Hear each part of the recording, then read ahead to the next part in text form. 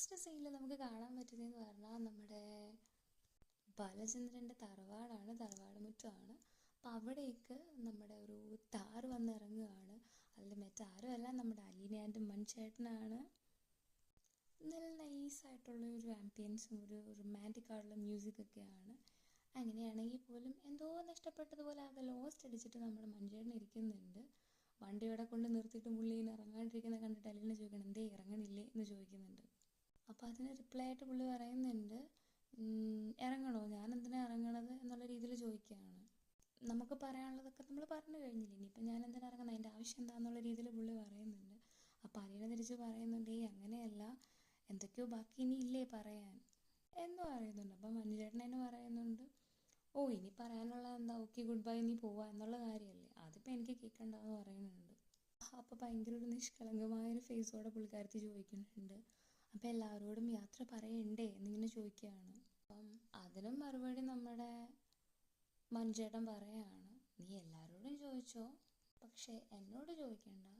കാരണം പുള്ളിന് വ്യക്തമായിട്ട് പറയുന്നുണ്ട്, അതായത് ഈ അലീന പോകുകയാണെന്നുള്ള കാര്യം കേൾക്കുമ്പം എന്തോ ഭയങ്കര ഹേർട്ടിൽ ഫീൽ ചെയ്യുന്നുണ്ട്. ഭയങ്കരമായിട്ട് അത് ആ ഒരു യാത്ര ചോദിക്കുന്ന, അല്ലെങ്കിൽ അലീന പോവുകയാണെന്നുള്ളൊരു റിയാലിറ്റി, ആ ഒരു സത്യം വല്ലാണ്ട് മനുഷ്യേട്ടനെ വേദനിപ്പിക്കുന്നുണ്ട് എന്ന് മഞ്ജുചേട്ടൻ ഇങ്ങനെ തുറന്ന് പറയുകയാണ്.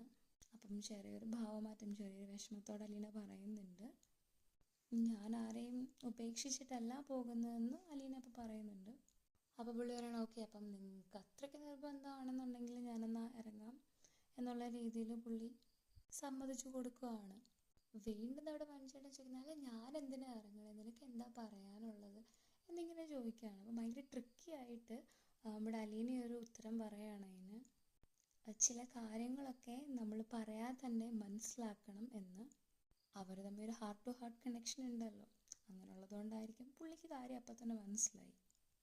ഞാൻ ഇറങ്ങണം, എന്നിട്ട് എല്ലാവരോടും ഇങ്ങനെ ചിരിച്ച് ഹാപ്പി ആയിട്ട് സംസാരിക്കണം, നീ തരുന്ന ചായയൊക്കെ വാങ്ങി കുടിക്കണം, എന്നിട്ടിങ്ങനെ ഓക്കെ ആയിട്ടിരിക്കണം, നീ അതല്ലേ ഉദ്ദേശിക്കണത് എന്ന് പുള്ളി നൈസായിട്ട് ചോദിക്കുന്നുണ്ട്.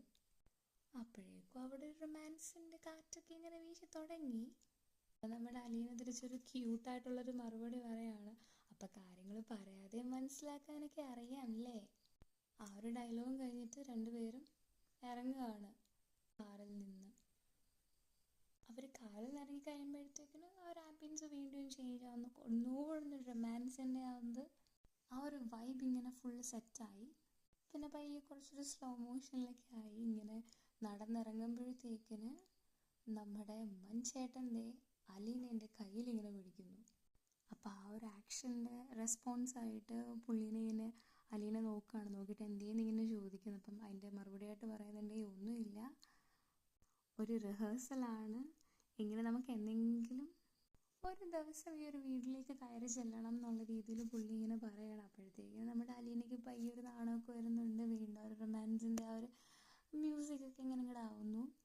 അവർ രണ്ടുപേരും ഇങ്ങനെ കൈയൊക്കെ ചേർത്ത് പിടിച്ചിങ്ങനെ നടന്നു പോകുന്നു. അലീന കയ്യിൽ നോക്കുന്നുണ്ട്, പുള്ളീനെ ഇടയ്ക്ക് നോക്കുന്നുണ്ട്. അങ്ങനെ അവർ ആ തറവാട്ട് സ്റ്റെപ്പ് ഇങ്ങനെ കയറുന്നതിലൂടെ ആ ഒരു സീൻ അവിടെ തീർന്നു.